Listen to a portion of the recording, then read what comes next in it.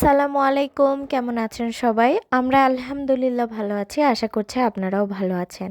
শুক্রবারের ব্লগটি শুরু করছি। আজকে সকাল সকাল উঠে আমি এখানে গরুর মাংস রান্না করছি।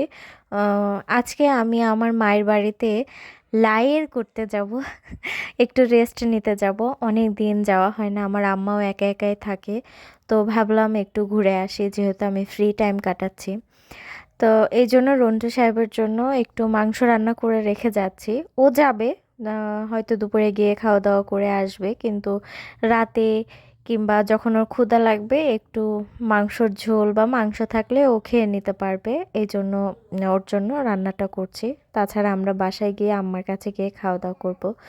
প্রথমে সয়াবিনের তেল, সরিষার তেল দিয়ে গরম হওয়ার পরে তেজপাতা দিয়ে 1 কাপ পেঁয়াজ কুচি দিয়ে ভুনে নিয়েছিলাম। তারপরে 1.5 টেবিল চামচ আদা বাটা, 1 টেবিল চামচ রসুন বাটা, 1 টেবিল চামচ জিরা বাটা দিয়ে আবারও মশলাটা খুব সুন্দর করে কষিয়ে নিব, যতক্ষণ না এই পেঁয়াজ, আদা, জিরার, রসুনের কাঁচা গন্ধটা চলে যাচ্ছে। আর হ্যাঁ, কাঁচামরিচ বাটাটাও কিন্তু দিয়েছিলাম। তো কাঁচা গন্ধ যাওয়ার পরে আমি এখানে 1 টেবিল চামচ হলুদের গুঁড়া, 1/2 টেবিল চামচ সজের গুঁড়া আর 1.5 টেবিল চামচ শুকনা মরিচের গুঁড়া দিয়ে আবারও মশলাটা 10-15 মিনিটের মতো ভুনে নিব ভালো করে। একটানা 15 মিনিট মশলাটা কষিয়ে নেওয়ার পরে এত সুন্দর কালার বের হয়েছে, তেলটাও ছাড়িয়ে দিয়েছে, দেখতেই পাচ্ছেন। এখন আমি এখানে 1 কেজি গরুর মাংস দিয়ে দিচ্ছি। 1 কেজি গরুর মাংসের জন্য যেটুকু মশলা লাগে আমি সেটুকু মশলাই দিয়েছি। আপনারা চাইলে এভাবে একবার রান্না করে দেখতে পারবেন, অবশ্যই ভালো লাগবে আশা করছি। এই পর্যায়ে দিয়ে দিবে 1 টেবিল চামচ লবণ। মাংসটা আরও 15 মিনিট সুন্দর করে কষিয়ে নিয়ে প্রেসার কুকারে ঢাকনা লাগিয়ে দিব। দেখতে পাচ্ছেন কি সুন্দর কষানো হয়েছে, মাংস পানি ছেড়ে দিয়েছে আর তেলও বের হয়ে গিয়েছে। এখন মাংসটা সেদ্ধ করে নিব প্রেসার কুকারে ঢাকনা দিয়ে। আর মনে রাখবেন, মশলা এবং মাংস দুটাই কষানোর সময় অবশ্যই গরম পানি ব্যবহার করবেন, তা না হলে মাংস সিদ্ধ হবে না। চুলার তাপমাত্রা মিডিয়াম এবং লো হিটের মাঝখানে রেখে আমি 5-6টি শীষ তুলে নিয়েছি।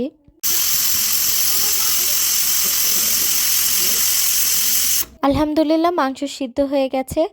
আর এই পর্যায়ে মাংসর নিজস্ব যে একটা অ্যারোমা আছে সেটা খুব সুন্দরভাবে আপনারা ফিল করতে পারবেন, কারণ আপনারা যদি খেয়াল করে থাকেন দেখতেই পেরেছেন যে আমি এই পর্যন্ত কোনো গরম মশলা ব্যবহার করিনি। এখন আমি আমার নিজের হাতে তৈরি করা একটি গরম মশলা দিয়ে দিব। 8টি এলাচ, 1.5 ইঞ্চি সাইজের 2টি দারচিনি, 4টি লবঙ্গ, 1 চা চামচ গোলমরিচ, একটি বড় এলাচ মানে কালো এলাচ, একটি জয়ত্রীর 4 ভাগের 1 ভাগ।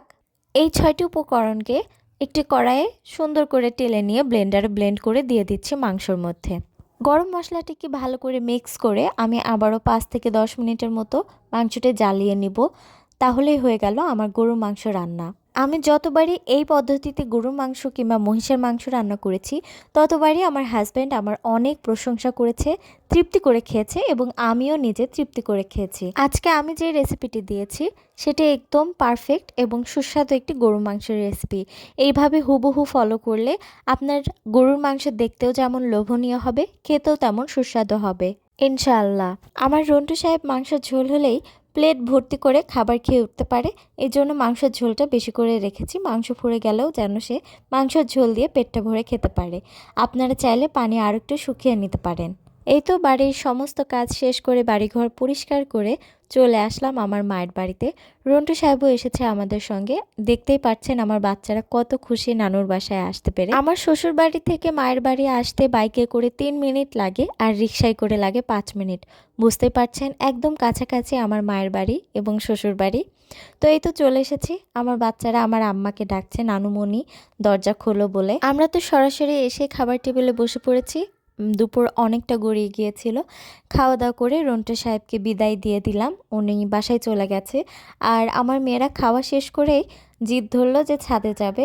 তো বাবুদেরকে নিয়ে ছাদে এসেছি। এটা হচ্ছে আমার আম্মার ছাদ বাগান। একটা সময় এই ছাদটা অনেক সুন্দর ছিল, অর্থাৎ গাছগুলোর অনেক যত্ন ছিল। আমার জান ছিল তখন, আমার মেজো বোন ছিল, মেজো বোনকে আমি জান বলি। তো ও খুব সুন্দর করে এই গাছগুলোর যত্ন নিত এবং ছাদটারও খুব যত্ন নিত। তো জান চলে গেছে ওর বাচ্চাদেরকে নিয়ে ঢাকায় আর পড়াশোনার জন্য। তা আমার আম্মা এখন একাই থাকে। আমার আম্মার এখন বয়সও হয়ে গিয়েছে। এত বড় ছাদ এবং এত বড় বাগানের যত্ন নেওয়া আমার আম্মার একার পক্ষে এখন আর সম্ভব না। তারপর আলহামদুলিল্লাহ আমার আম্মা অনেক শক্ত একজন মানুষ, একা থাকতেও পারে, বাড়িটাও পরিষ্কার করে রাখতে পারে। তো গাছগাছালির যত্ন কমে গেল, ছাদটা মাশাআল্লাহ অনেক পরিষ্কার পরিচ্ছন্ন রয়েছে, খুব সুন্দর করে গুছিয়ে রেখেছে আম্মা।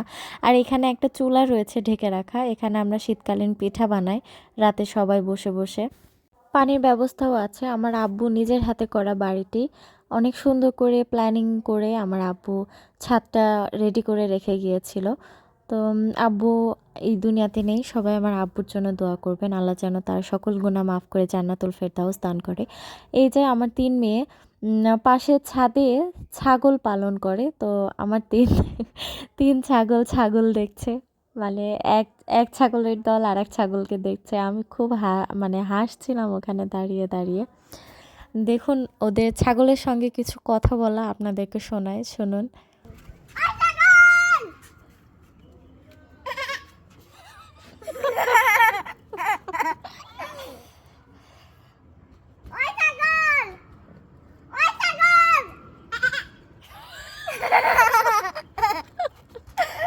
মানে আমার ভিডিও এডিটিং করতেও মানে এত হাসি পাচ্ছে। আমি, আপনারাই বলেন, আমি তো এমনি এমনি ছাগলের দল বলি না আমার মেয়েদেরকে, এজন্যই আমি ছাগল বলি। কি সুন্দর করেছে সে ছাগলের ডাকটা কপি করলো। আমার খুব হাসি পাচ্ছে, ভিডিওটা বারবার দেখছি আর হাসছি। তো আজকের ব্লগটি এখানে শেষ করছি, সবাই সুস্থ থাকবেন, ভালো থাকবেন, ইনশাআল্লাহ দেখা হবে পরের ব্লগে। আমাদের সবার জন্য দোয়া করবেন, আমার বাচ্চাদের জন্য দোয়া করবেন। আমার ব্লগগুলি যদি আপনাদের ভালো লেগে থাকে তাহলে প্লিজ আমার পেজটিকে ফলো করে দিবেন, আমার চ্যানেলটিকে সাবস্ক্রাইব করে দিবেন। আপনাদের সাপোর্ট আমার খুবই দরকার এই মুহূর্তে। তো সবাই ভালো থাকবেন, আসসালামু আলাইকুম।